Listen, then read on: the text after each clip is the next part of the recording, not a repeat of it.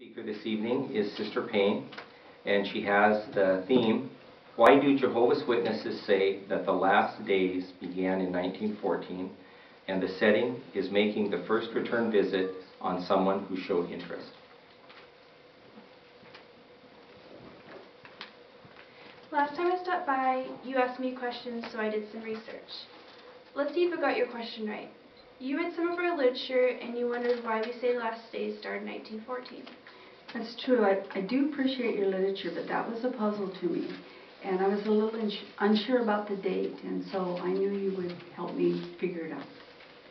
Well, others have had that question, and I felt the same way as you do.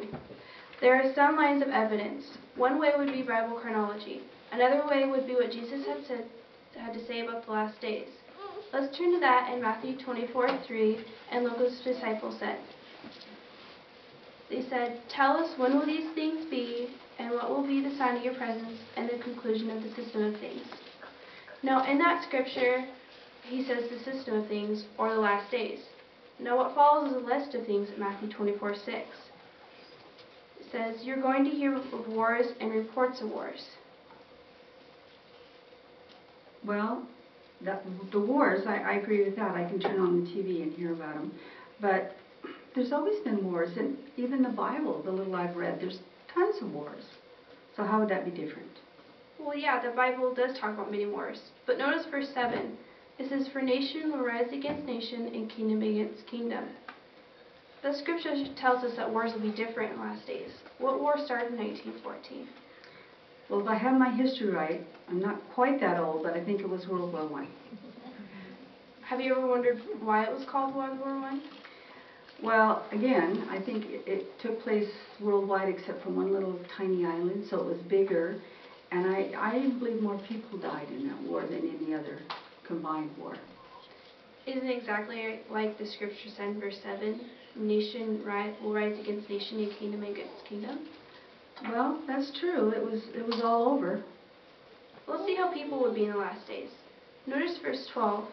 It says, "The increasing of lawlessness, the love of the greater number will cool off." Wouldn't you agree that conditions aren't good today? Or has it always been this bad, or have you seen it get worse? Well, I do lock my doors, and I don't live in a big town, so that kind of tells me something. And I remember the time my dad always left his keys in the car so they knew where they were. I don't think I would do that. And we're afraid about our grandchildren or children being left to even play outside. So yeah, it's gotten worse. Yeah, it has. Jehovah's Witnesses are not the only ones that are aware of the change since 1914. Others have noticed a change in the world conditions. In my research, I found a quotation in this Bible reference book. Oh yeah, that's interesting. Maybe I can look at that later. It's a quotation from Charles de Gaulle, the former president of France. He had this to say in 1968.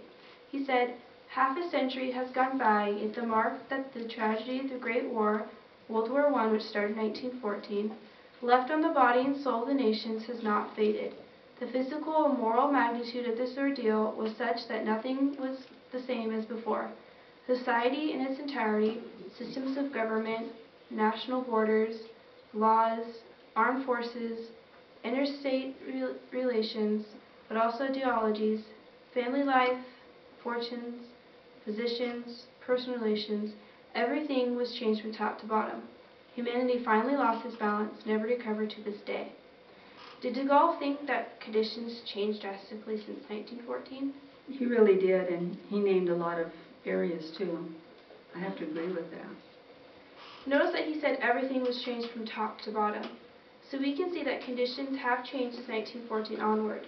This is exactly the way Jesus had said it would be in Matthew 24 when he gave us a sign of the last days. And we can see that others, including world rulers, see the difference in conditions since 1914. So that is why Jehovah's Witnesses say 1914 marked the beginning of the last days. When I stop by next time, we can go a little deeper and look at Bible chronology, pointing to 1914 if you'd like.